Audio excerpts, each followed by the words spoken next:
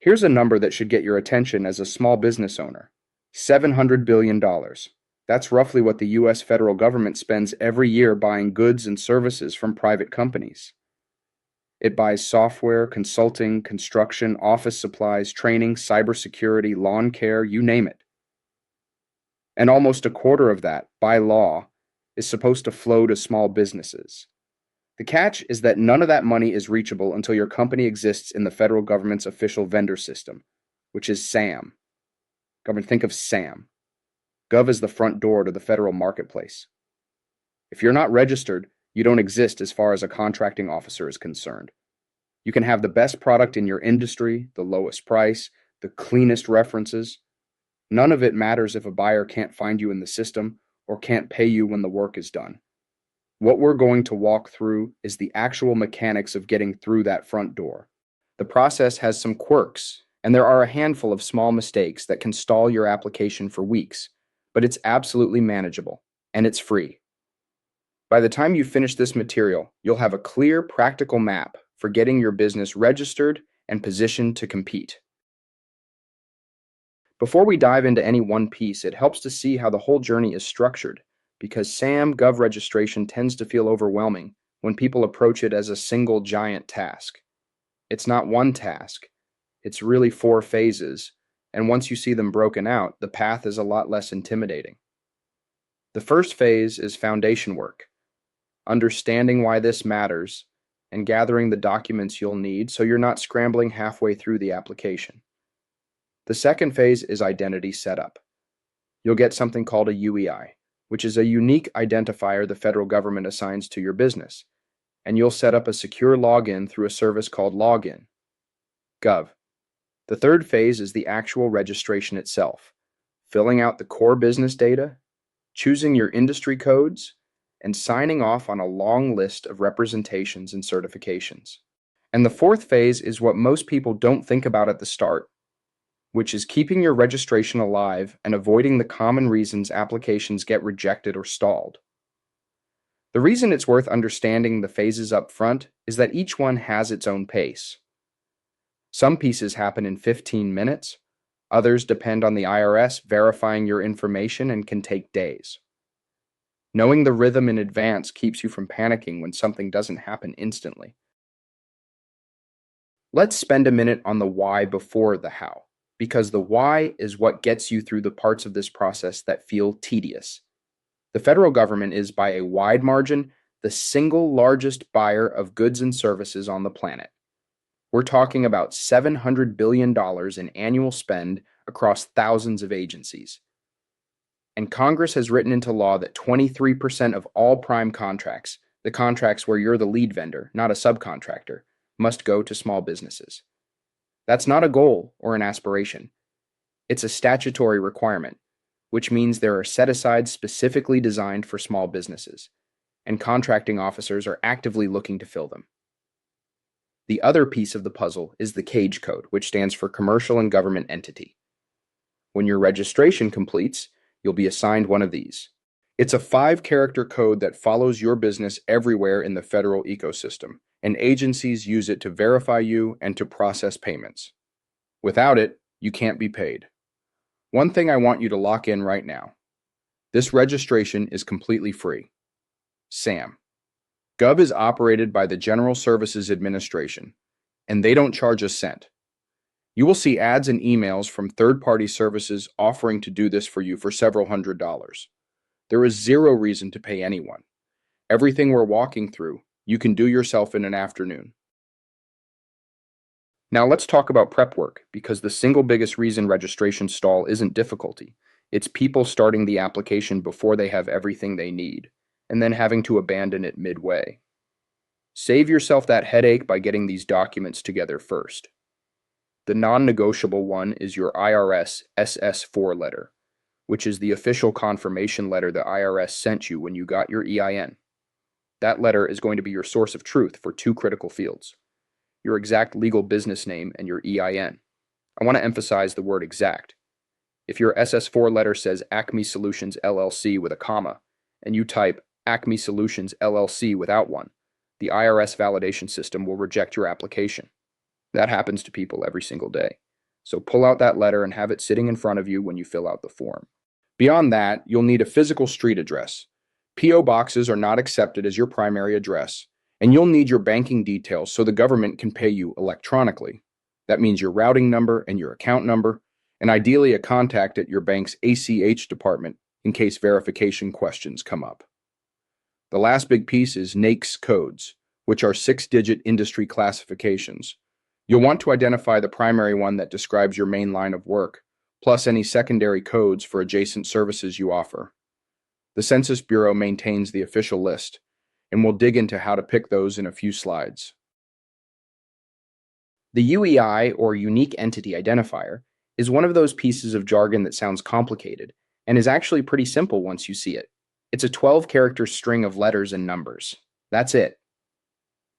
The federal government assigns it to your business, and from that point on, it's how every agency identifies you.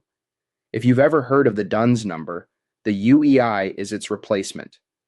Until April of 2022, businesses had to register with a private company called Dun & Bradstreet to get a DUNS number before they could do anything else with the federal government. That created a bottleneck, so the GSA brought the whole identifier system in-house. Now you get your UEI directly through SAM.gov for free in the same session where you log in. The process is genuinely fast. You log in with your login. Gov account, you go to the entity management area, you tell the system you want to request a UEI, and you enter your legal name and physical address. In most cases, the system validates your information against external databases and assigns the UEI within the same sitting. Here's a nuance worth knowing. You can request a UEI by itself without doing the full entity registration. That's useful if you're applying for federal grants, or if you're going to be a subcontractor rather than a prime contractor. Those situations require a UEI, but don't necessarily require the full SAM registration. So if a grant deadline is breathing down your neck and you only need the identifier, you can grab it quickly and finish the rest later. Logan.gov is the front door, the security checkpoint before you can even start your SAM application. It's a single sign-on service that the federal government uses across dozens of agencies. So once you set it up, you'll find yourself reusing the same account for things like the SBA portal, the IRS, and others. Setting it up is straightforward. Create the account, verify the email, configure multi-factor authentication. But I want to flag a couple of decisions that seem small in the moment and matter a lot later. The first is which email address you use.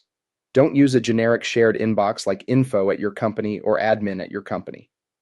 Use an email address tied to a specific person who controls it. Why? Because every notification the GSA sends about your registration, including the notarized letter request, which we'll talk about, comes to this email. If the person who set up the registration leaves the company or just doesn't check that inbox, your registration can lapse without anyone realizing. The second decision is your multi-factor method. The three main options are an authenticator app, SMS, and backup codes. I'd recommend the Authenticator app, something like Google Authenticator or Authy, because it doesn't depend on cell service, and the codes can't be intercepted the way text messages sometimes can. SMS works fine, but if you travel internationally or have spotty reception, you'll regret leaning on it. Either way, print out and save your backup codes somewhere secure, because losing access to your MFA device when you need to log in to renew is a real problem. Now we're in the actual application, and I want to walk you through this section carefully because this is where most rejections happen.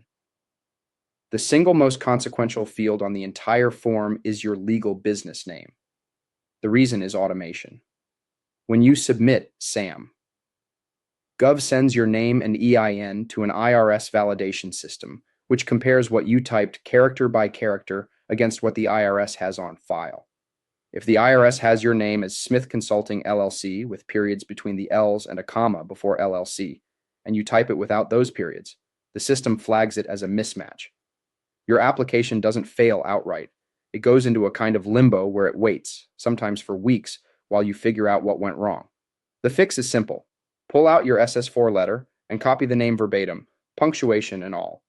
The address field has its own gotcha. Your primary address must be a real physical location where work is performed. P.O. boxes are explicitly not allowed. If your business operates out of your home address is fine. The fiscal year end date is just the last day of your accounting year, which for most small businesses is December 31st. The congressional district field will fill itself in once you enter a valid ZIP +4. Finally, you'll be asked to designate 3 points of contact: a government business POC, an electronic business POC, and a past performance POC. Use real human beings with active emails, not placeholder names.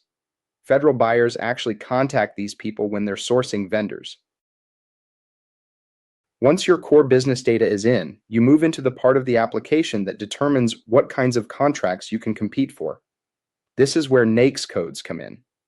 NAICS stands for North American Industry Classification System, and it's basically a giant taxonomy of every type of business activity, each assigned a 6-digit code. You'll pick one primary code that best describes the main thing your business does, plus as many secondary codes as honestly apply. Take this seriously, because contracting officers search by NAICS. If you offer IT services but you only list a construction code, IT buyers will never find you. That said, don't pad the list with codes that don't really fit. If you get audited and can't demonstrate experience in a code you claimed, that's a problem. For each NAICS code you select, the system asks you to self-certify whether you qualify as a small business under that code's specific size standard. Size standards are set by the SBA and vary by industry. Some are based on 3-year average revenue, some on employee count. You can look up the exact threshold for any NAICS code on the SBA website, and I'd strongly recommend doing that rather than guessing. Now, the representations and certifications section.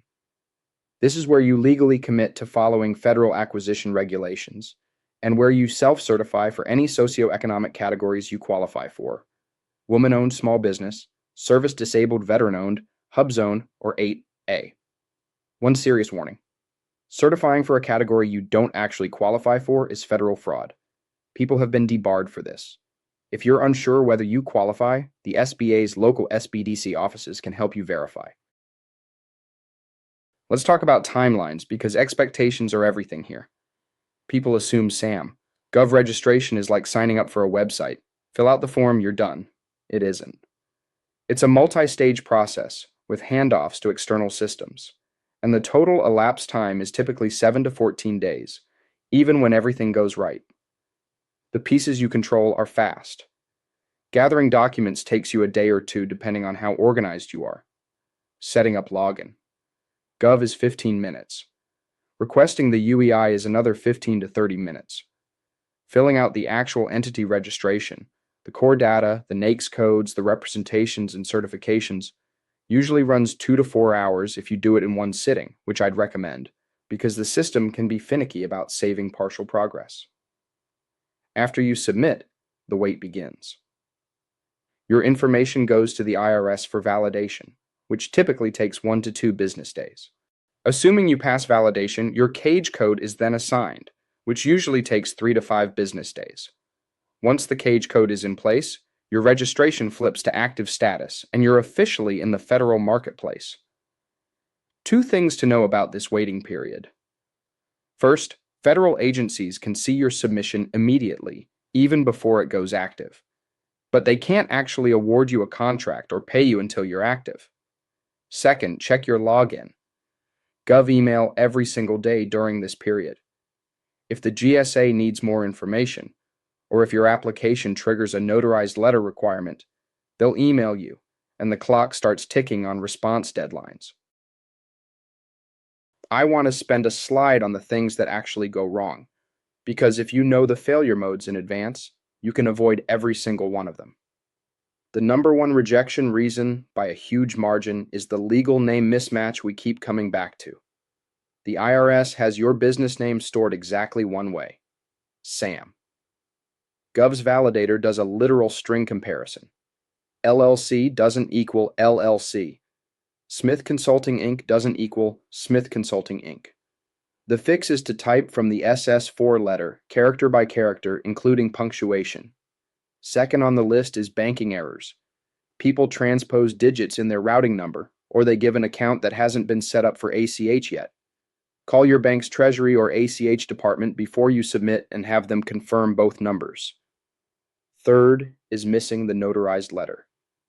And we've got a full slide on that one coming up, because it's the cause of more registration purgatory than anything else. Fourth is self-certifying as small when you actually exceed the size standard for the NAICS code you chose. Different industries have different thresholds, so check before you click. The fifth and final one is letting your registration expire. SAM. Gov registration is valid for exactly 365 days from activation. There's no grace period. The day after expiration, you're invisible to contracting officers, and any pending invoices stop processing. The fix is a calendar reminder set 60 days before your annual expiration that says Renew SAM. That's it. 5 preventable failures. Avoid these and your registration will sail through. The notarized letter is a piece of this process that catches people completely off guard, so let's demystify it. Sometimes after you submit your registration, instead of seeing your application move forward, you'll get a notice that says you need to submit a notarized letter to confirm your identity. This is a fraud prevention measure the GSA added after a wave of registrations was being filed by imposters trying to redirect federal payments. The letter formally designates who the authorized entity administrator is for your business.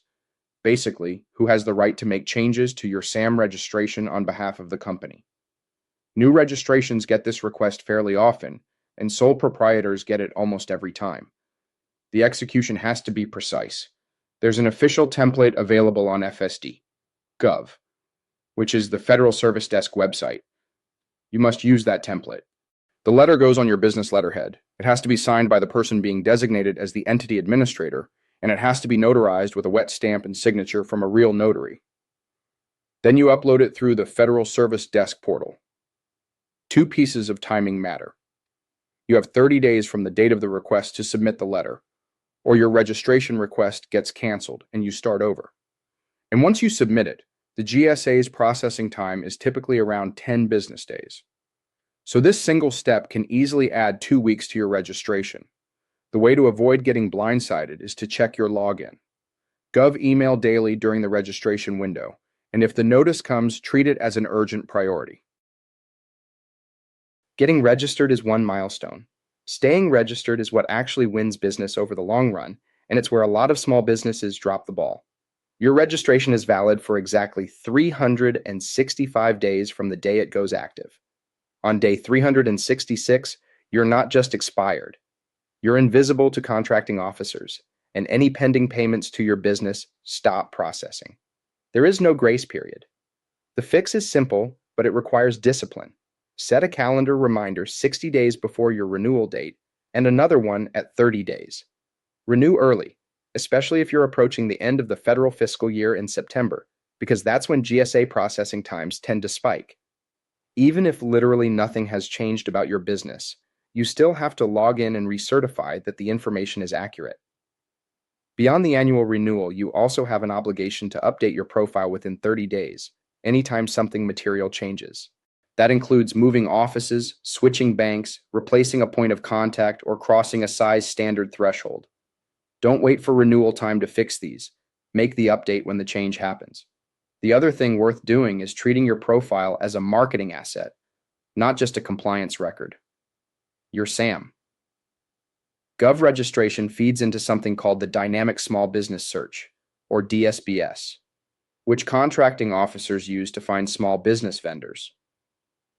Make sure your capability narrative, the short summary of what you do, is sharp, specific, and reflects your current offerings.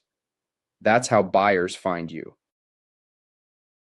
Let's pull the threads together. If you remember nothing else from this material, remember these 4 things. Precision matters more than you'd expect. The IRS validation step is automated and unforgiving. So type your legal business name and EIN exactly as they appear on your SS4 letter. Punctuation, spacing, capitalization, all of it. That single discipline prevents the most common rejection by a wide margin. Second, watch your email obsessively during the registration window. The notarized letter request, if it comes, gives you 30 days to respond, and the clock starts the moment that email lands in your inbox.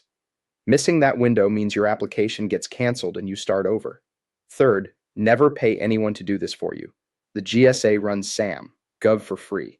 Third-party companies will quote you $400 or $500 to handle a process you can do yourself in an afternoon. And they don't have any special access. They're filling out the same forms you would.